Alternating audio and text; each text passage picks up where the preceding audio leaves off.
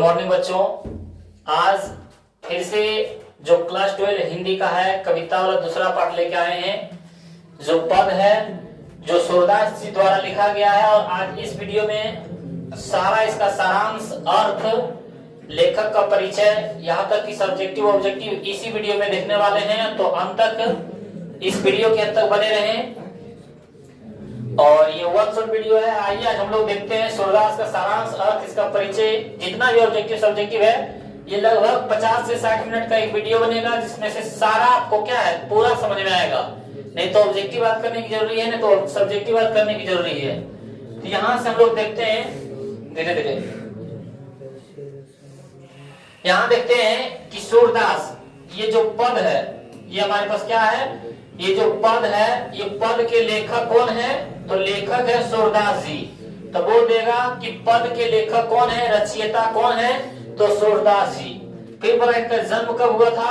तो 1478 में अनुमानित लगाया गया, क्योंकि अभी से लेके 1400 साल अभी हम लोग 2000 में जी रहे हैं। लगभग क्या 500-600 साल पहले की बात है। 600 साल क्या है पहले की बात है। तो अनुमानित लगाया गया कि ये जो सूरदास जी हैं उनका जन्म कब हुआ था? तो 1478 ईस्वी में। और उसका निधन कब हुआ था? तो निधन 1583 में। 1478 में उनका जन्म हुआ था और 1583 में उनका निधन हुआ था। ये बात याद रखना है। बोल देगा कि सूरदास जी का जन्म कब हुआ था? तो 1478 ईस्वी में। और इनका निधन कब हुआ था? तो 1583 ईस्वी में। बात फिर बोल रहा है इनका जन्म स्थान, इनका कहा जन्म स्थान तो दिल्ली के निकट सीही नामक ग्राम में। बोल देगा सूरदास जी का जन्म कहाँ हुआ था? तो दिल्ली के निकट सीही नामक गांव में। कौन गांव में? सीही नामक गांव में इनका क्या हुआ था? जन्म हुआ था। लेकिन फिर बोला इसका निवास स्थान होता है नहीं कि हम लोग का जन्म कहीं और होता है, कहीं हम लोग जाके निवास कहीं दूसरे जगह, या तो बहुत लोग क्या नानी घर जाके रहते हैं। तो इनका जन्म भलो दिल्ली के निकट सीही नामक गांव में हुआ था, लेकिन इसका निवास स्थल ज्यादा कहाँ रहते थे? तो वर्ज क्षेत्र में, वर्ज भूमि पर ज्यादा रहते थे। वो भी कहाँ पर? तो गांव घाट में, फिर वृंदावन में एवं पारसोली ग्राम में। ये 3 जगह इनका ज्यादातर इसका क्या है जीवन व्यतीत हुआ। इसका जन्म कहाँ हुआ था? तो इनका जन्म दिल्ली के निकट सीही नामक ग्राम में हुआ था, लेकिन इसका ज्यादा समय कहाँ पे बीता था? तो वर्ज की भूमि में, जहाँ कृष्ण जी का जन्म हुए थे, कृष्ण भगवान जी का जन्म हुए थे, वहीं पे कहाँ पे? गांव घाट एक जगह का नाम है, फिर वृंदावन और पारसोली ग्राम में इनका ज्यादा जीवन बीता। किनका? सूरदास जी का। फिर बोला इसका शिक्षा, तो शिक्षा क्या था? स्वाध्याय द्वारा ज्ञान अर्जन, काव्य रचना एवं संगीत का ज्ञान प्राप्त किया। स्वाध्याय द्वारा क्या किया? ज्ञान अर्जन, काव्य रचना भी किया था, संगीत का ज्ञान भी प्राप्त किया था। और फिर बोला अभिरुचि, इसकी रुचि क्या था? हम लोग होता है रुचि खाने में, पीने में, पढ़ने में, घूमने में। इसी तरह बोल रहा है कि सूरदास जी का अभिरुचि क्या थे? ज्यादा किसमें दिलचस्पी रखते थे? तो पर्यटन में, यानी घूमने में। फिर बोला सत्संग में, मतलब भक्ति होता है ना सत्संग। फिर बोला कृष्ण भक्ति एवं वैराग्य। वैराग्य किसको बोलते हैं? जो साधु संत होते हैं, अपना उसका कोई नहीं है, उसको क्या बोलते हैं? वैराग्य। तो वही बोला यहाँ पे अभिरुचि इसमें किसमें था? पर्यटन में, सत्संग में और भक्ति, कृष्ण भक्ति में और वैराग्य में उसका क्या था? अभिरुचि था, ज्यादा दिलचस्पी रखते थे ये सब में। फिर बोला दीक्षा गुरु, उनके दीक्षा गुरु कौन थे? तो महाप्रभु वल्लभाचार्य। बोल देगा कि सूरदास जी के गुरु कौन थे? तो दीक्षा गुरु कौन थे? तो वल्लभाचार्य थे। कौन थे? वल्लभाचार्य थे। लेकिन यहाँ पे एक बार और बताया जा रहा है कि जन्म से अंधे थे। इसके जो पहले हम लोग पढ़े थे कविता कड़वक, उनका लेखक कौन था? मलिक मोहम्मद जैसी जी। जो उसका लेफ्ट हैंड साइड वाला क्या आंख और कान दोनों गायब था, लेकिन इसका क्या है? दोनों आंख खत्म। बोलता है कि हम लोग के गांव घर में जब कुछ सामान बोले कि उस घर से ले आओ और हम लोग को दिखाई नहीं पड़ता, बोलता सूरदास हो गया कि सूरदास यानी दोनों आंख नहीं है कि। तो सूरदास जी के क्या थे? दोनों आंख नहीं थे, यानी दोनों आंख से क्या थे? वंचित थे। तो वही बोल रहा है जन्म से अंधे थे, अथवा बड़े होने पर दोनों आंखें जाती रही, और जो भी तनी मनी ठीक था, बड़ा जैसे जैसे होते गया और खराब होते गया आंख इसका। फिर बोला उनकी प्रमुख रचनाएं कौन कौन थे? तो सुर सागर इनके प्रमुख रचना। बोल देगा सुर सागर किनकी रचना है? सूरदास जी के। साहित्य लहरी किनका है? साहित्य लहरी किनका है? तो सुर सागर के। फिर बोला राधा रसकेली किनका है? तो सूरदास जी के। सुर शरावली किनका है? तो सूरदास जी के। तो यहां से याद रखेंगे 100 से सूरदास हो रहा है, तो 100 से हम लोग क्या रखेंगे? सुर सागर। फिर 100 से साहित्य लहरी, फिर राधा रसकेली, क्योंकि ये जो सूरदास जी है कृष्ण जी के बारे में ज्यादा लिखते थे। कृष्ण जी के बारे में, कृष्ण भक्ति थे, तो कृष्ण भक्ति किन के लिए? राधा रसकेली के लिए। फिर बोला यहाँ पे सुर शरावली, तो 100 से सुर शरावली या 100 से सुर सागर। तो इस तरह ज्यादातर क्या रखेंगे कि सूरदास जी की कौन कौन थे? तो सुर सागर, फिर बोल रहे साहित्य लहरी, फिर बोल रहे यहाँ पे कि राधा रसकेली, फिर बोल रहे सुर शरावली। ये किनके प्रमुख रचनाएं थे? तो ये हमारे सूरदास जी के थे। तो बोल देगा सूरदास जी किस कविता के लेखक थे? तो पद के। फिर बोले इनका जन्म कब हुआ था? तो 1478 में। इनका निधन कब हुआ था? तो 1583 ईस्वी में। इनका जन्म स्थल कहाँ है? तो दिल्ली के निकट सिही नामक गांव में। लेकिन इसका ज्यादातर जीवन कहाँ व्यतीत हुआ? ब्रज की भूमि पर। कहाँ? गांव घाट में। फिर बोल रहा वृंदावन में। फिर बोला हमारे पास पारसोली ग्राम में। फिर यहाँ पे बोला इनका शिक्षा, तो शिक्षा क्या क्या प्राप्त किए थे? स्वाध्याय द्वारा ज्ञान अर्जन किए थे, काव्य के भी रचना किए थे और संगीत का भी ज्ञान प्राप्त किए थे। फिर बोला इनका रुचि, इनका ज्यादा दिलचस्पी किसमें होता था? तो पर्यटन में, सत्संग में, कृष्ण भक्ति में और फिर वैराग्य में, ज्यादा मतलब भक्ति लीन रहते थे। और आगे बोला यहाँ पे कि इनके दीक्षा गुरु दो महापुरुष या दो महाप्रभु वल्लभाचार्य इनके क्या थे? गुरु थे। और बोला इनका जन्म से क्या थे? अंधे थे। बोल देगा यहाँ से कि कड़वल पाठ के जो लेखक है मलिक मोहम्मद जैसी जी, वो एक आंख से अंधे थे, लेकिन सूरदास जी क्या थे? दोनों आंख से अंधे थे। तो बोल देगा कि वो कौन कवि है जो दोनों आंख से वंचित है? तो सूरदास जी। फिर बोला सूरदास जी की प्रमुख रचनाएं कौन कौन है?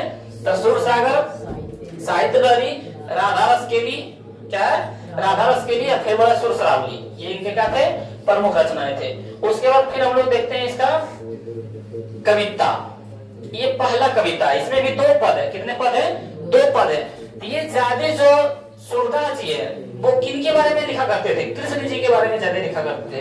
तो ये जो पंक्ति पहला पद है, ये पहला कृष्ण जी को भोर होने के बारे में बता रहे हैं। उसको बताया जा रहा है कि सुबह हो चुका है, सुबह होने का प्रमाण दे रहे हैं। जैसे हम लोग का मम्मी जब सुबह सुबह होता है बोलता है पढ़ने जाओ बेटा, बस 5 मिनट मम्मी, 5 मिनट और सोने दीजिए। तो क्या बोलता है? देखो सब लोग जा रहा है पढ़ने के लिए, देखो सब लोग मतलब उठ गया है। ये हम लोग प्रमाण देता सुबह के। उसी तरह सूरदास जी कृष्ण जी को प्रमाण देते हैं सुबह होने के लिए। क्या बोल रहे हैं? जागिए ब्रजराज कुंवर कमल कुसुम फुले, कुमुद वृंद संकुचित भय वृंद लताए भोले, तब चूर खबरोर सुनहु बोलत बनराई, रंभाती गो खरिकानी में बछरा हित धाई, विधु मलिन रवि प्रकाश गावत नर नारी, सूर श्याम प्रात उठो अंबुज कर धारी। यहाँ पे बताया जा रहा है कि जागिए, हे जागिए आप ब्रजराज, हे ब्रज के राज आप जागिए। कुंवर बोला कि जागिए ब्रजराज कुंवर, हे ब्रज के राजकुमार आप जाग जाइए। बोला कमल कुसुम फूले, कमल मतलब फूल होता है, कुसुम मतलब भी फूल होता है। तो जो फूल के समूह होते हैं वो भी क्या है? फूल चुके हैं, क्योंकि सुबह होने के बाद ही क्या है? कमल के फूल खिलते हैं। जैसे जब तक सुबह नहीं होता तब तक कमल का फूल नहीं खिलता है, जैसे सुबह होता है कमल का फूल खिलने लगता है। तो वही कृष्ण जी को प्रमाण दे रहे हैं कि देखिए कमल का फूल क्या है? खिल चुका है, अब आप भी उठ जाइए।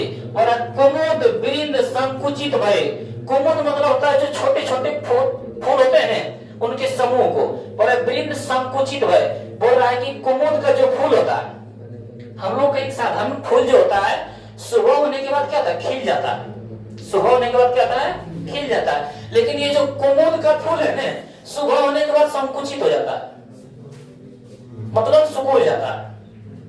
तो वही बोला कुमुद वृंद संकुचित भय, कि जो कुमुद का फूल है ना वो संकुचित हो गया, सुकुड़ गया। प्रमाण दे, देखिए सुबह हो चुका है। जो आप कुमुद का फूल देखते थे ना तो रात में खिला हुआ रहता है, लेकिन सुबह होने के बाद क्या होता है? सिकुड़ जाता है। तो हे ब्रजराज कुमार आप जागिए, देखिए कुमुद का फूल भी क्या है? संकुचित हो गया, सिकुड़ गया है। फिर बोल रहा है वृंद लताएं बोले, और जितने भी भ्रमर है, जितने भी मधुमक्खी है, सब क्या लता पर भ्रमर कर रही है, क्योंकि सुबह होने के बाद सब अपना भोजन की क्या तलाश में चले जाते हैं। तो वही बोल रहा है वृंद लताएं बोले, जितने भी छोटे छोटे जीव है, सब लता पर क्या भ्रमण कर रहा है, सब उड़ रहा है। फिर बोला है तमचूर खग शोर सुनाऊं। तमचूर यानी क्या आता है, मुर्गा। याद रखना, अर्थ दिया हुआ है किताब में सब। तमचूर मतलब मुर्गा, खग मतलब पक्षी, रोर सुनाऊं। मुर्गा का, पक्षी का, सबका क्या है, रोर सुन रहा हूं, आवाज सुनाई पड़ रहा है। देखिए हे ब्रजराज कुमार आप जाग जाइए। देखिए यहाँ तक कि क्या है, जीव जंतु भी जाग चुका है। देखिए मुर्गा का क्या आवाज सुनाई पड़ रहा है, छोटे छोटे जीव, पक्षी का भी क्या है, खग मतलब क्या होता है पक्षी, उसका भी क्या है आवाज सुनाई पड़ रहा है। रोर सुनो, उनका अब क्या आवाज सुनाई पड़ रहा है। बोलत बन रहा है, सबका, सभी मनुष्य का क्या आवाज भी सुनाई पड़ रहा है। तो हे ब्रजराज मतलब कुमार, हे कृष्ण जी आप जागिए। क्या है, आप जागिए। हे बाबू हेलो, आवाज को टेंशन दीजिए।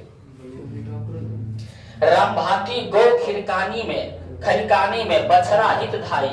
रामभाती यानी रंभाना। किसको रंभाना कहते हैं, गो मतलब गाय। खरिकानी में, जहां गौशाला में गाय रहती है उसको बोलते हैं खरिकानी। इसको हम लोग बोलते हैं अपने भाषा में बथान, गाय का बथान होता है ना। तो वही बोला, गाय अपने बथान से रंभा रही है। कब रंभाती है, जब सुबह दूध दुहने का टाइम होता है, अपने बछड़े को दूध पिलाने के लिए टाइम होता है। बोल रहा है बछड़ा हितधारी, बछड़े के हित के लिए गाय क्या है, रंभा रही है। कहाँ, अपने खरकानी से, अपने बथान से क्या है, गाय भी क्या, देखिए उसका आवाज सुनाई पड़ रहा है। हे ब्रजराज कुमार आप जागिए, हे ब्रजराज कुमार आप जागिए। देखिए गौ भी क्या है, अपने गौशाला से आवाज दे रही है अपने बछड़े को दूध पिलाने के लिए। फिर बोला विधु, विधु मतलब होता है चंद्रमा। माने थोड़ा याद रखिएगा, किताब में दिया हुआ, आप किताब देख लीजिएगा। विधु मतलब क्या होता है, चंद्रमा। मलिन, चंद्रमा बोला मलिन पड़ गया। रवि प्रकाश, रवि मतलब सूर्य। बोल रहा है कि सुबह होने के बाद क्या होता है, सुबह जैसे होता है, रात में चंद्रमा चमकता है, लेकिन सुबह जैसे होता है, सूर्य जैसे होता है, तो चंद्रमा की चमक जो होती है फीकी पड़ जाती है। तो सुबह होने के बाद ऐसा होता है। तो भाई बोला चंद्रमा देखिए मलिन हो गया, रवि प्रकाश, और रवि का देखिए प्रकाश आ गया, यानी सुबह हो गया। यही हम लोग कहते हैं, सुबह का प्रमाण क्या कर सकते हैं कि चंद्रमा देखिए अब क्या है, मलिन हो गया, चंद्रमा का प्रकाश दिखाई नहीं दे रहा है। और सुबह यानी रवि, रवि मानी प्रकाश, सूर्य, रवि क्या होता है, सूर्य, सूर्य का प्रकाश देखिए दिखाई पड़ रहा है। गावत नर नारी, और देखिए जितना भी नर नारी है अब गाते हुए उसकी आवाज सुनाई देखा पड़ता है। क्योंकि हम लोग का जो बुजुर्ग होते हैं, दादी दादा जो होते हैं, तो सुबह में क्या उठ के भक्ति गीत गाते हैं, क्या भक्ति गीत गाते हैं। तो वही यहाँ पे बोल रहा है कि विधु मलिन, कि चंद्रमा की जो चमक है वो फीकी पड़ गई है, मलिन हो गया है। और अब देखिए सूर्य का प्रकाश भी आ गया, यहाँ तक कि नर नारी गाता हुआ मतलब सुनाई प्रतीत हो रहा है। हे ब्रजराज कुमार आप जाग जाइए, सुबह हो चुका है। सूर श्याम प्रात उठो, हे सूरदास जी बोल रहे हैं, श्याम मतलब बोल रहे हैं कि हे श्याम आप प्रातः उठा करो।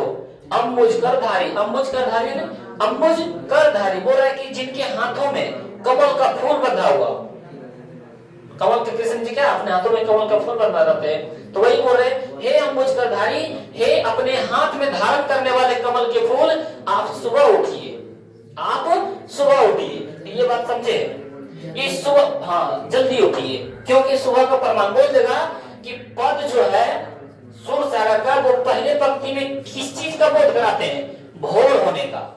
किस चीज होने का, भोर होने का प्रमाण दे रहे हैं। किनको, तब ब्रजराज के कुंवर श्री कृष्ण जी को। कौन, सूरदास जी। क्या बोल रहे हैं फिर से समझिए, जागिए ब्रजराज कुंवर कमल कुसुम फूले। हे ब्रजराज के कुमार आप जागिए, देखिए कमल कुसुम जितने भी फूल है सब फूल चुके हैं, खिल चुके हैं। कुमुद मिलिंद संकुचित हुआ है, कुमुद का जो फूल होता है सुबह होते ही संकुचित हो जाता है, वो भी देखिए संकुचित हो गया, यानी संकुचित हो गया यानी सुबह हो गया। कुमुद का फूल अपने आप सुकुड़ता कब है, जब सुबह होता है। तो देखिए अब कुमुद का फूल संकुचित हो गया यानी सुबह हो गया। विनिंग लताएं बोले, और जितने भी भ्रमर भी है सब लताएं पर अपना भोजन के तलाश में भ्रमण कर रहा है, उड़ रहा है। तमचूर खग शोर सुनाऊं, और बड़ा मुर्गा पक्षी, तमचूर मतलब मुर्गा पक्षी सब करोड़ देखिए सुनाई पड़ रहा है, यानी अब सुबह हो चुका है। हे ब्रजराज कुमार आप जग जाइए, बोलत बन रहा है, यहाँ तक कि सबकी आवाज भी सुनाई पड़ रहा है। बोल रहा है कि रामवती गो खरिकानी में, गाय भी क्या है अपने बाड़े से, यानी जहाँ पे गाय को बांधे जाते हैं अपने बाड़े, गाय के बाड़े होता है, वहां से रंभा रही है, आवाज दे रही है, बछड़ा हिलता है बछड़े को दूध पिलाने के लिए। विधु मलिन, चंद्रमा मलिन पड़ा हुआ है, रवि प्रकाश, देखिए सूर्य का प्रकाश आ गया, गावत नर नारी, और यहाँ तक की आवाज भी सुनाई पड़ रहा है नर नारी का, हे ब्रजराज कुमार आप जागिए। सूर्य श्याम प्रातः, जो सूरदास बोल रहे हे श्याम आप प्रातः उठे, अम्बुज कर धारिए, हे अपने हाथों में धारण किए हुए कमल का फूल जो होता है वो आप प्रातः उठिए। ये इसका क्या हो गया पहला पद का सारांश। उसके बाद हम लोग देखते हैं इसका दूसरा पद का सारांश, और दूसरा पद में देखिए इसके किस चीज के बारे में बताया। तो पहला में जो है किसके प्रमाण दे रहा था, भोर होने का, किस चीज का, भोर होने का। लेकिन ये जो दूसरा पद है तो वो क्या है, एक जो पिता माता और पुत्र का जो स्नेह होता है, जो प्यार होता है, उसके बारे में बताया है कि जैसे हम लोग बचपन में अपने पिता के साथ किस तरह खाते थे, अपना किस तरह स्नेह होता है, वो इसमें बताया गया है। क्या बोल रहा है, जेबत श्याम नंद की कन्या, कछु कांत कछु धरनी गिरावत, छवि निरखती नंद रनिया, बड़ी बड़ा बेसन बहु भातनी, व्यंजन विविध अगनिया, डारत खात लेत अपने का रुचि मानत दही दुनिया, मिश्री दही माखन मिश्रित करी, मुख नावत छवि धनिया, आपुन खात नंद मुख नावत, सो छवि कहत न बनिया। आगे बोला जो रस नंद जसोदा बेलसत, सो नहीं तिहु होवनिया, भोजन करी नंद अचमन लीन्हो, मांगत सुर जुठनिया। यहाँ पे बताया जा रहा है जेवत श्याम नंद की कन्या, जेवत यानी होता है गोद में बैठकर, श्याम बोले तो कृष्ण जी, नंद बोले तो उनके पिताजी, कन्या मतलब उसके बच्चे को क्या बोलते हैं कन्या। यानी यहाँ पे बोला जा रहा है जेवत यानी भोजन कर रहा है कृष्ण जी नंद के गोद में बैठकर।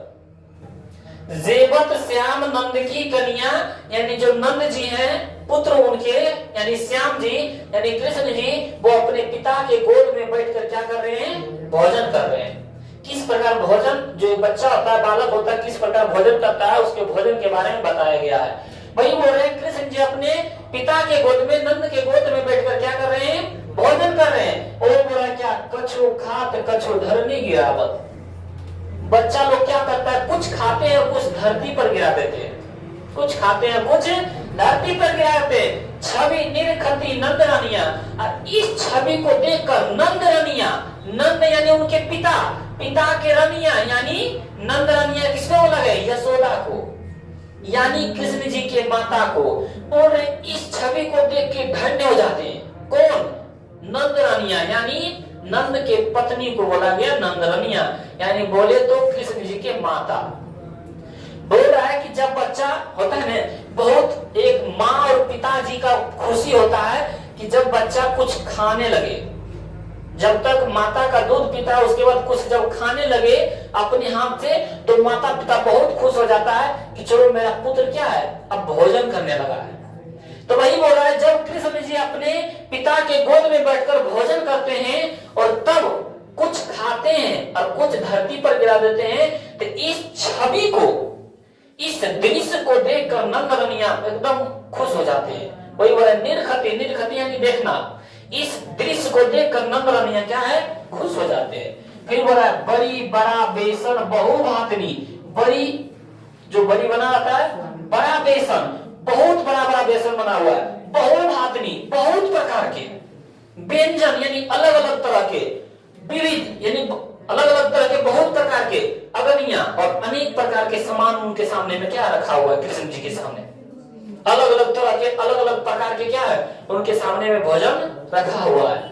आगे बोल रहा है डारत खात लेत अपने कर, डारत खात मतलब समझता है, हम लोग जब अभी भोजन करने बैठते हैं तब भोजन करते हैं, जब कुछ भात या दाल या सब्जी कुछ कमी हो जाता है तो कोई दूसरे को आके देता है, मम्मी हो गया, दीदी हो गया, भाभी हो गया, इस तरह के हम लोग को खाने के लिए देते हैं। लेकिन ये क्या बोल रहे हैं, डारत खात लेत अपने कर, डायरेक्ट मतलब जो जहां पे रखा हुआ है सामान्य उसी से डायरेक्ट खाता है और डायरेक्ट ले लेता है, मतलब जूठा कुछ नहीं मांग रहा है।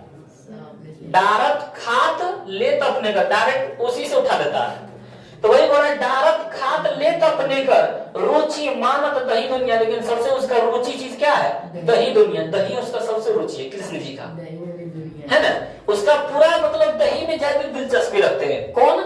माखन जिसको बोलते हैं। तो वही बोल रहे कृष्ण जी कि डारत सूरदास जी बोल रहे हैं डारत खात लेत अपने कर। जो बच्चा होता है ना उसको ये नहीं लगता है कि जो उठा दे क्या जाएगा, जहीं पे देखा वहीं पे हाथ डाल दिया। डारत खात लेत अपने कर रुचि, लेकिन उसका सबसे रुचि किसमें? दही दुनिया में, दही में है। फिर बोला मिश्री, यानी जो हम लोग का होता है मीठा चीज होता है जो मिश्री, मिश्री दही माखन, यानी जो मिश्री होता है, जो दही होता है, जो माखन होता है, मिश्रित करी, तीनों को मिला देता है। क्या बोल रहा हमारे पास? बोल रहा है मिश्री दही माखन, ये तीनों को क्या बोला? मिश्रित करी, तीनों को मिला देता है। मुख नावत छवि धनिया, और जब अपने मुख पर खाते हैं ना तो लटा लेते हैं। बच्चा देखेगा खाएगा कम और लटाएगा ज्यादा। वही बोला जब मिश्री दही माखन को मिला देते हैं और उसके बाद जब मिश्रित करके खाते हैं ना तो इस छवि को देख के जो धनिया उनके नंद के धनिया वो क्या है?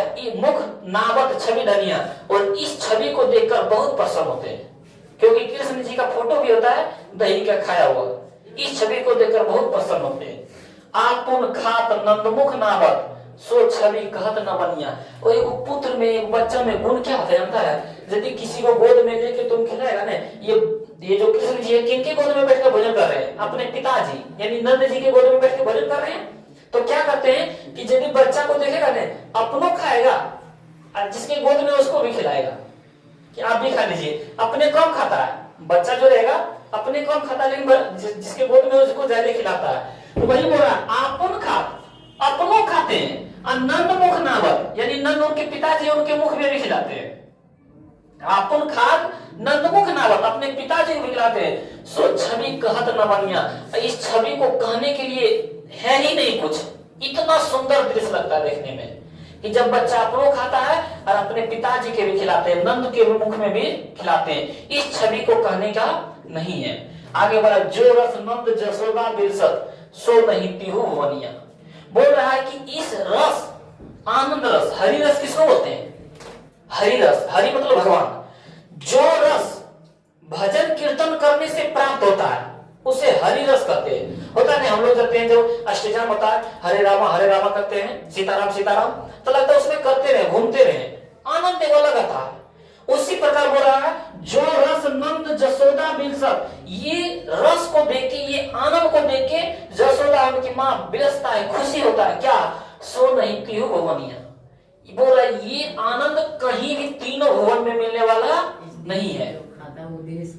इस दृश्य को देख के, जो जितना बात बोले हैं ना, इस दृश्य को देख के जसोदा माँ बोला है कि ये आनंद हमको कोई तीनों भवन में भी नहीं मिलेगा।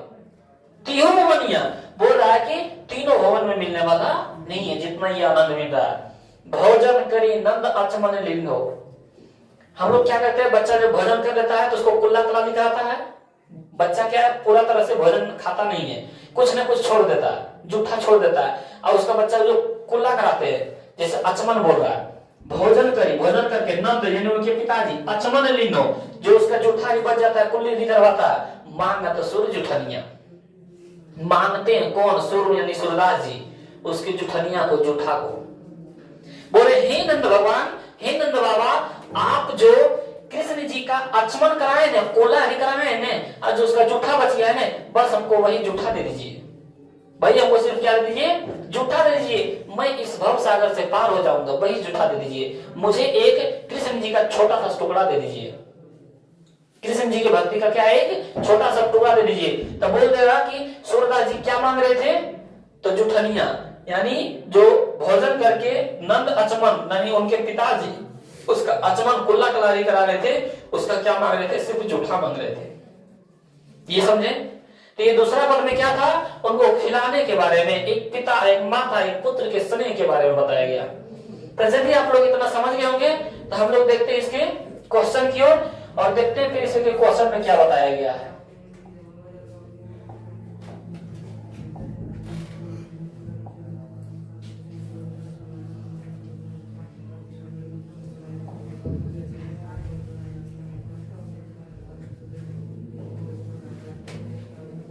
यहां पे देखिए क्वेश्चन,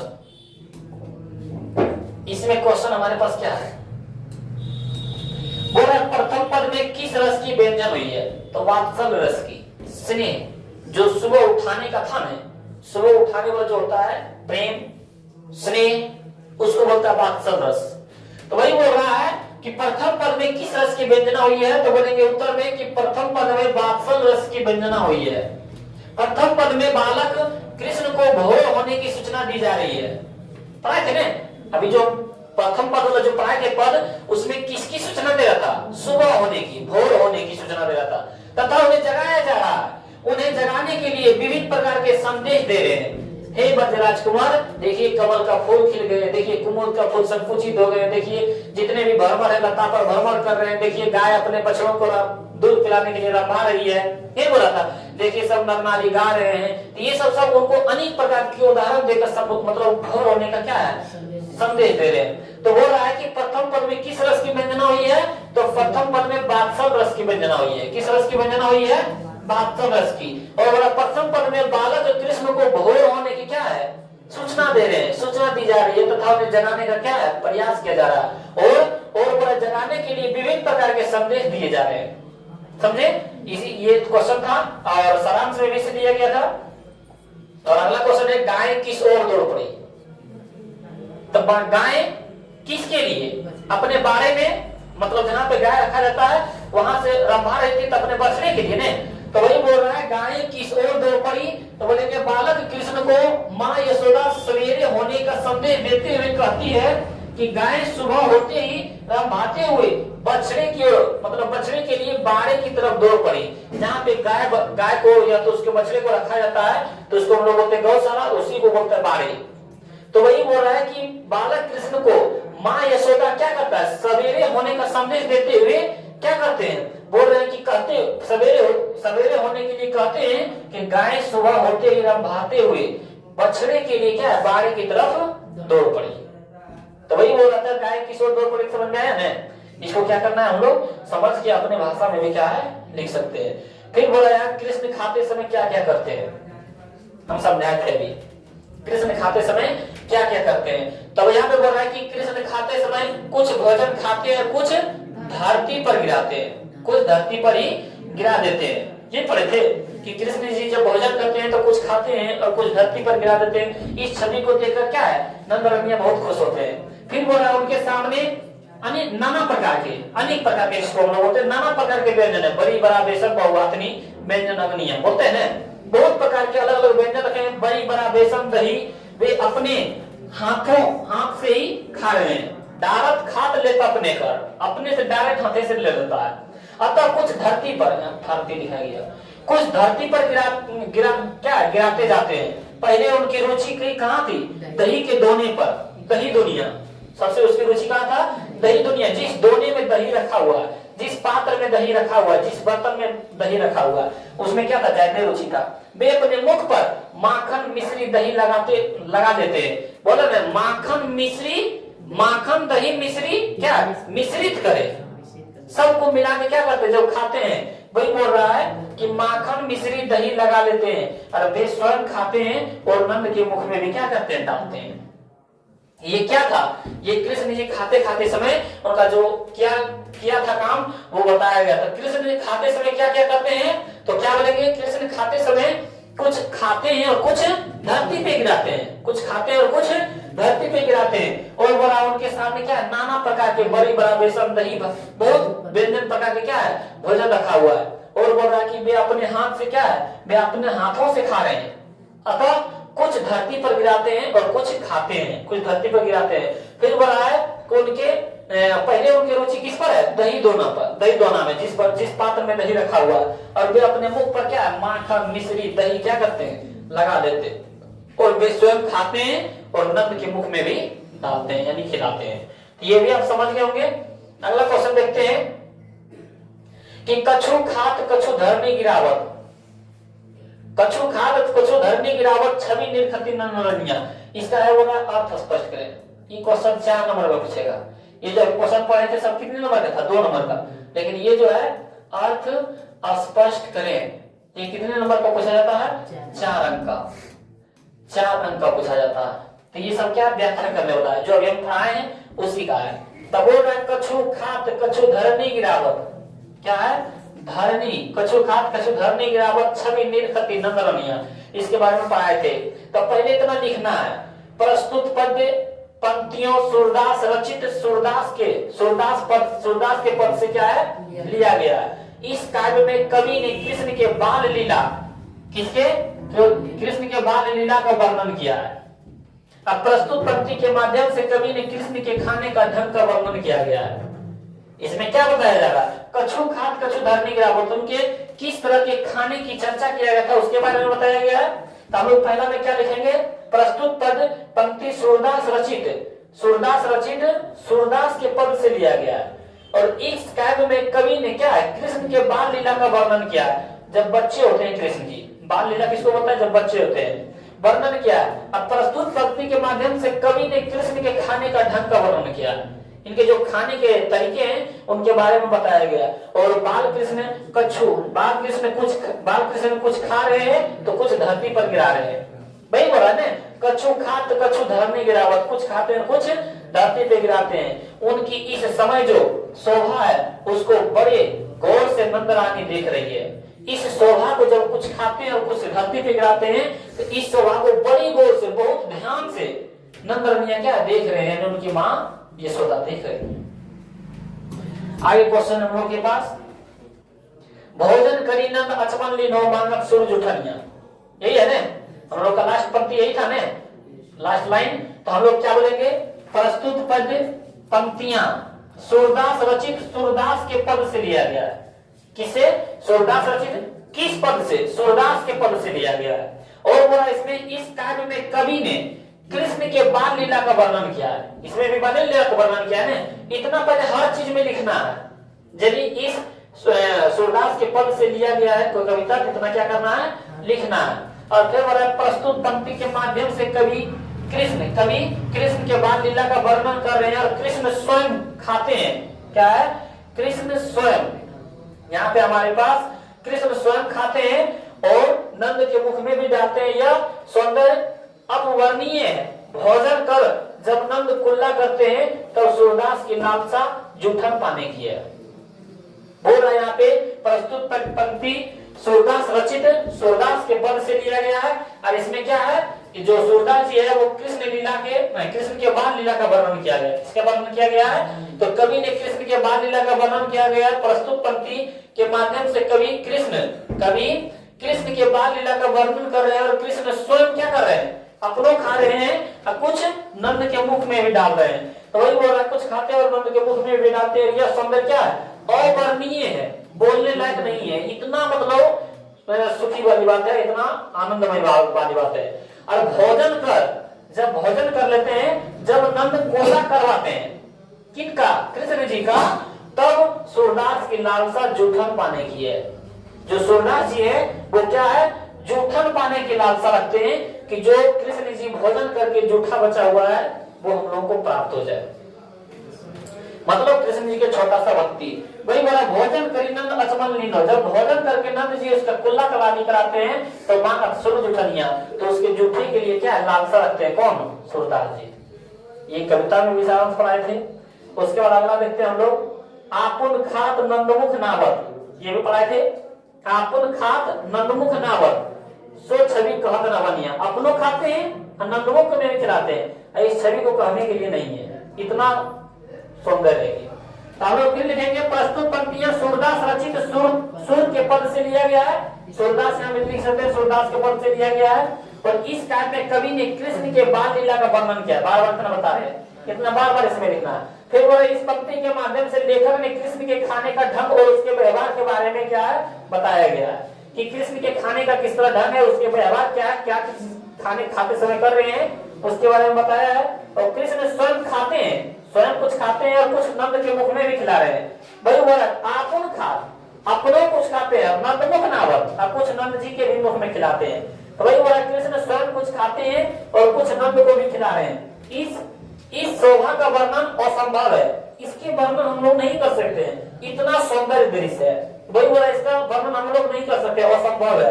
इसमें बादशाह रस की व्यंजना है। किस रस की व्यंजना है, 62 से। तो इतना क्या है आप लोग सारांश समझे होंगे, तो उसके भी अनुसार से क्या है अपने अनुसार आंसर का मतलब क्वेश्चन का जवाब दे सकते हैं। उसके बाद देखते हैं यहाँ से शायद ऑब्जेक्टिव होगा। ऑब्जेक्टिव का आप लोग जवाब देते जाइए। और देखिए इसमें क्या बोला जा रहा है, निम्नलिखित में कौन कवि सौगुण भक्ति धारा के हैं। सौगुण भक्ति धारा के 100 से सौगुण तो 100 से सूरदास, 100 से सौगुण तो 100 से सूरदास। तो इसका आंसर क्या हो जाएगा, ऑप्शन हमारा सी हो जाएगा राइट आंसर। उसके बाद फिर हम लोग इसका अगला क्वेश्चन देखते हैं। अगला क्वेश्चन है भोजन करी नंद अचमन लीनो मानस सूर्य, यह युक्ति किस शीर्षक कविता से ली गई है। तो भोजन करी नंद अचमन लीनो मानस सूर्य किसमें बताया गया है। तो बोल रहा है सूर्य के पद में कि तुलसी के पद में कि छप्पन में कि कवित में। तो हम लोग किसमें पढ़े हैं, सूरदास के पद में। किसमें पढ़े हैं ये सब बात, सूरदास के पद में। तो हम लोग ऑप्शन हमारा क्या हो जाएगा, ये राइट आंसर। उसके बाद फिर देखते हैं क्वेश्चन नंबर 3, जागिए बरजराज कुमार कमल कुसुम फूले, यह पंक्ति किस शीर्षक कविता से ली गई है। तो किससे, सूरदास के पद से। ये तो आप लोग आसाम से जानते होंगे। अगला बार सूरदास का जन्म स्थान कहाँ है, तो आप लोग बताइए सूरदास का जन्म स्थान कहाँ, सीही। किसके निकट, दिल्ली के निकट। क्या है, दिल्ली के निकट सीही ग्राम में इनका क्या हुआ था, जन्म हुआ था। और आगे हो जब आगे हम लोग देखेंगे क्वेश्चन नंबर 5, हिंदी साहित्य का सूर्य किसे कहा गया। तो 100 से सूर्य तो 100 से सूरदास, 100 से सूर्य तो 100 से सूरदास। इसका जगह राइट आंसर हमारा ऑप्शन ए।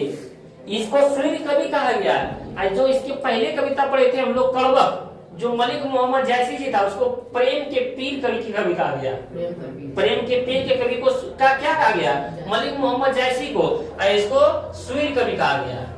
तो वही बोलेंगे 100 से सूर्य तो 100 से सूरदास। आगे हम लोग देखते हैं, राम भाती को खरिकानी में बछड़ा हित धाई, यह पंक्ति किस शीर्षक कविता से ली गई है, किससे। तो हम लोग बोलेंगे उषा से कि गांव के घर से कि सूरदास के पद से कि पुत्र वियोग से, सूरदास से। कहाँ है, तो सूरदास के पद हमारा ऑप्शन क्या है, सी में, यानी राइट आंसर हमारा हो जाएगा सी। अगला क्वेश्चन देखते हैं, सत्संग में किसकी अभिरुचि थी, बताओ। सत्संग में किसका रुचि है, सूरदास जी का। तुलसी के, सूरदास के, कबीरदास के कि जयशंकर प्रसाद के, सूरदास जी। जो हमारा राइट आंसर क्या हो जाएगा, बी। अगला क्वेश्चन देखते हैं कि कृष्ण भक्ति शाखा के कवि है। कृष्ण भक्ति किस शाखा के कवि है, तो तुलसीदास के, रहीम के, सूरदास के, नवादास के। तो कृष्ण भक्ति कौन ज्यादा लिखते थे, सूरदास जी। सूरदास जी कृष्ण बोल रहे थे। यहाँ हो जाएगा हमारा राइट आंसर सी। अगला क्वेश्चन देखते हैं इसका, सूरदास की कौन सी रचना है, आप लोग बताइए। सूरदास की कौन सी रचना है। सूरदास पुत्र वियोग लिखे थे कि कड़वक कि छप्पन कि सूरसागर, सूरसागर बताए थे ना। 100 से सूरदास तो 100 से सूरसागर। इसका राइट आंसर हो जाएगा हमारा ऑप्शन बी। उसके बाद फिर देखते हैं क्वेश्चन नंबर 10, सूरदास किस भक्ति के कवि हैं। आप लोग बताएं, सूरदास राम भक्ति के हैं कि कृष्ण भक्ति के, मातृ भक्ति के, देश भक्ति के। कृष्ण भक्ति के। किसके हैं, कृष्ण भक्ति के। तो अभी तक हम लोग ऑब्जेक्टिव कितना जवाब दे चुके हैं, 10 को। और आप लोग कमेंट्स में कमेंट्स कीजिए कि 10 में से आप लोग कितना जवाब दे चुके हैं, 10 में से आप लोग कितना सही जवाब दिए हुए हैं। उसके बाद देखते हैं हम लोग क्वेश्चन नंबर 11, सूरदास किस भाषा के प्रसिद्ध कवि हैं। तो हम कल जो वीडियो डाले थे, जो क्या था हमारा कड़वक, कड़वक पाठ के लेखक कौन है, तो मलिक मोहम्मद जैसी जी पहले जो है, तो वो क्या थे, अवधी भाषा के। लेकिन ये जो सूरदास जी है किनके बारे में लिख रहे हैं, कृष्ण जी के बारे में। और कृष्ण जी कहाँ पे जन्म लिए थे, ब्रज के भूमि पर, तो ब्रज भूमि। ये कृष्ण जी जो सूरदास जी लेखक हैं, तो वो ब्रज भूमि पर जन्म लिए थे, तो ब्रज भाषा। और जो तुलसीदास जी हैं वो श्री राम भगवान के बारे में जब लिखते हैं, तो श्री राम भगवान का जन्म अयोध्या में, तो अवधी भाषा। ओ से अयोध्या, तो से अवधि। ये जो सूरदास जी हैं वो कृष्ण जी के बारे में ज्यादा लिखते थे, तो कृष्ण जी का जन्म ब्रज भूमि पर, तो ब्रज भाषा। क्या जगह, ब्रज भाषा। तो सूरदास जी किस भाषा के प्रसिद्ध कवि हैं, तो ब्रज भाषा के। हमारा राइट आंसर हो जाएगा क्या, ऑप्शन सी। उसके बाद देखते हैं, वात्सल्य के विश्व में अद्वितीय कवि सर्वोपरि कौन है। तो वात्सल्य बस कौन लिखते थे, सूरदास जी। तो इसका हो जाएगा हमारा ऑप्शन ए, सूरदास जी। अगला क्वेश्चन है, सूरदास जी किस धारा के कवि हैं। तो कृष्ण श्रेयी के। सूरदास जी किसके बारे में ज्यादा लिखते थे, कृष्ण भगवान के बारे में, तो कृष्ण श्रेयी हो जाएगा। और उसके बाद अगला क्वेश्चन देखते हैं, कि कृष्ण कहाँ बैठकर भोजन कर रहे हैं, आप लोग बताएं। कृष्ण नंद के गोद में, यशोदा के गोद में, यमुना के किनारे के में से कोई नहीं, नंद के गोद में, यानी नंद उनके कौन थे, पिताजी थे। तो उनके पिताजी के गोद में बैठकर भोजन कर रहे थे। फिर बड़ा प्रस्तुत प्रथम पद में कृष्ण को किसको सूचना दी जा रही है, प्रथम पद में जो बोल रहे थे किसको सूचना दे रहा था, रात्रि होने का कि दोपहर होने का कि भोर होने का, कि कोई नहीं, भोर होने का। तो राइट आंसर हमारा आ जाएगा ऑप्शन सी। उसके बाद क्वेश्चन नंबर 16 में कहते हैं सूरदास हिंदी साहित्य के किस काल की कवि है, तो भक्ति काल के। किस काल की कवि है, भक्ति काल के। हमारा राइट आंसर क्या आ जाएगा, ऑप्शन बी राइट आंसर हो जाएगा। उसके बाद फिर देखते हैं हम लोग कि कौन सी रचना सूरदास की नहीं है, आप लोग बताएं, बोला कौन नहीं है। तो सूर सागर तो है, साहित्य लहरी भी है, सुर श्रावणी भी है, लेकिन सब सही नहीं है। यानी बोला कौन सी रचना सूरदास की नहीं है, तो हमारा जाएगा option D right answer. Option D क्या आ जाएगा हम लोग का राइट आंसर। उसके बाद फिर हम लोग देखते हैं अगला क्वेश्चन इसका, बोल रहा है कि कौन सी रचना सूरदास की है। अभी बोला कौन है, तो सब सही कि दोहा बोली कि सुर सागर की गीतावली, सुर सागर। ये क्या है, सुर सागर, यानी कौन सी है, 100 से सूरदास तो 100 से सुर सागर। ये हमारा राइट आंसर हो जाएगा। इसके बाद इसका अगला क्वेश्चन देखते हैं, सूरदास किस चीज के भूख है, उसको किस चीज का भूख था। बोला कृष्ण की जूठन की, प्रेम की, कि काव्य रचना की, इनमें से कोई नहीं, कृष्ण के जूठन की। बोला था ना मानव सुर जूठनिया, ये कृष्ण जी के जूठे के लिए भूखाए थे। आगे क्वेश्चन है हम लोग के पास, फिर बोल रहा है यहाँ पे कि सूरदास, यहाँ पे गलत कुछ टाइपिंग हो गया, यहाँ बोलेंगे सूरदास की अनुमानित जन्म तिथि क्या है, तो 1478। 1400 क्या है 78। ये हमारा राइट आंसर क्या हो जाएगा, बी। दिन हुआ था उनका जन्म, अंतर देहांत कब हुआ था, 1583 में। इनका निधन जिसको बोलते हैं मृत्यु, इसका हुआ था 1583 में। लेकिन यहाँ पे बोला जन्म, तो जन्म हो जाएगा हमारा 1478। ये सब आप याद रखिएगा। फिर बोला है कि मीरा ने अपना प्रियतम किसे माना है, तो मीरा ने सबसे प्रियतम किसको माना है, कृष्ण जी को, है ना। कृष्ण जी को अपना प्रियतम ज्यादा मानते थे, तो हमारा राइट आंसर हो जाएगा ऑप्शन बी। फिर बोला है कछु खात कछु धरनी गिरावत, छवि निरखती नंदरमिया। कछु खात कछु धरनी गिरावत, छवि निरखती नंदरमिया कौन सा अलंकार है, इसमें याद रखना अनुप्रास अलंकार है। कौन सा अलंकार है, इस बात को याद रखिएगा कि कौन सा अलंकार है, इसमें अनुप्रास अलंकार है। उसके बाद फिर अगला क्वेश्चन है इसमें हमारे पास कि कमल, यहाँ पे क्या आ जाएगा, कमल कुसुम फूले नर नारी सुर श्याम ने कौन सा अलंकार है, तो इसमें भी हम लोग क्या बोलेंगे, अनुप्रास अलंकार है। तो बोल देगा कि सूरदास के पद में कौन सा अलंकार है, अनुप्रास अलंकार है। हाँ, कौन सा अलंकार है इसमें, तो अनुप्रास अलंकार है। फिर इसमें बोलेंगे साहित्य लहरी किनकी रचना है, 100 से साहित्य, तो 100 से सूरदास, ये हम लोग याद रखेंगे। ये हो जाएगा हमारा आंसर। फिर अगला बोल रहा है कि सूरदास की रचनाओं की भाषा क्या है, आप लोग बताएं। सूरदास की कौन सी रचना भाषा है, ब्रज भाषा। कौन सी रचना है, ब्रज भाषा। उसके बाद फिर हम लोग देखते हैं क्वेश्चन नंबर 26, सूरदास के दीक्षा गुरु का नाम क्या था, बताएं। वल्लभाचार्य, पर नर हरिदास की बिट्टुलनाथ की वल्लभाचार्य के आनंददास, वल्लभाचार्य, महाप्रभु वल्लभाचार्य थे, है ना। और फिर इसका अगला क्वेश्चन देखते हैं हम लोग, सूरदास किस मार्ग में दीक्षित हुए थे, तो पृष्टि मार्ग में। और अष्ट छाप में, संत मार्ग में, पृष्टि मार्ग में, इसमें कोई नहीं, तो ये वाला याद रखिएगा, पृष्टि मार्ग में। इसमें पृष्टि मार्ग में क्या है, इसको दीक्षा मिला था। और अगला 28 में वल्लभाचार्य मिलने से पूर्व सूर किस भाव से पद गाते थे, तो वल्लभाचार्य के कौन थे, दीक्षा गुरु थे। वह उनसे पहले किस काव्य में गीत गाते थे, तो हम लोग याद रखेंगे दैन्य काव्य के। किस टाइप के गीत गाते थे, किस भाव के पद गाते थे, तो दैन्य भाव के, समझ में आ रहा है। उसके बाद फिर अगला क्वेश्चन है, सूरदास किसकी रचना है, सुर सागर, सुर सागर, तो 100 से सुर, तो 100 से सूरदास। ये हमारा राइट आंसर हो जाएगा बी। फिर इसका अगला क्वेश्चन देखते हैं, आचार्य रामचंद्र शुक्ल को सूरसागर परिसमिति लगा क्योंकि वह प्रबंध काव्य थे, कि गीत काव्य थे, कि कहानी संग्रह थे, कविता संग्रह थे, तो वो गीत काव्य थे। क्या थे, गीत काव्य थे। बोला था किस भाव से गीत गाते थे, तो वो गीत काव्य के थे। तो अभी तक हम लोग कितने ऑब्जेक्टिव का जवाब दिए हैं, 30 ऑब्जेक्टिव का। तो आप लोग कमेंट्स में जरूर कमेंट्स कीजिए कि 30 क्वेश्चन में कितने क्वेश्चन का आप लोग अपने से जवाब दिए हैं। उसके बाद फिर देखते हैं हम लोग अगला क्वेश्चन, राधा रस कीड़ी किसकी रचना है, बताएं। राधा रस के लिए किसकी रचना है? तो सूरदास के। सुर श्रावली साहित्य आदि राधा रस के लिए ये सब किसकी रचना है? सूरदास की है। किसकी रचना है? सूरदास की है। अगला बोला सूर सागर किस भाषा में रचित है? तो बताएं आप लोग। तो सूर सागर किस भाषा में रचित है? तो सूर सागर के लेखक कौन है? सूरदास जी। और सूरदास जी किसके बारे में लिखते थे? किस भाषा में? ब्रज भाषा में लिखते थे। और फिर इसका अगला क्वेश्चन देखते हैं 33 नंबर में, सूरदास के संकलित पदों में कौन सा रस है? तो कौन सा रस है? वात्सल रस। हम पढ़ाए थे ना, वात्सल रस इसमें बताया गया है। फिर इसका अगला क्वेश्चन है, किसकी रचना श्रीमद् भागवत की पद्धति पर द्वादश स्कंधों में हुई है? बोल रहा है कि किसकी रचना श्रीमद् भागवत की पद्धति पर द्वादश स्कंधों में हुई थी? राधा रस के लिए की, कि सूर सागर की, कि सूर श्रावली की, कि साहित्य लहरी की? तो इसमें हम लोग आगे रखेंगे सूर सागर की। सूर सागर की क्या है? श्रीमद् भागवत पद्धति से क्या है? इसको उठाया गया सूर सागर से। किससे? सूर सागर से। हम लोग ये बात को आगे रख लेंगे। फिर अगला क्वेश्चन है, भगवान श्री कृष्ण किस कवि के पूज्य थे? तो भगवान श्री कृष्ण को कौन ज्यादा पूजते थे? तुलसीदास की, जायसी की, कबीरदास की, सूरदास? सूरदास इनके बारे में ज्यादा लिखते थे ना।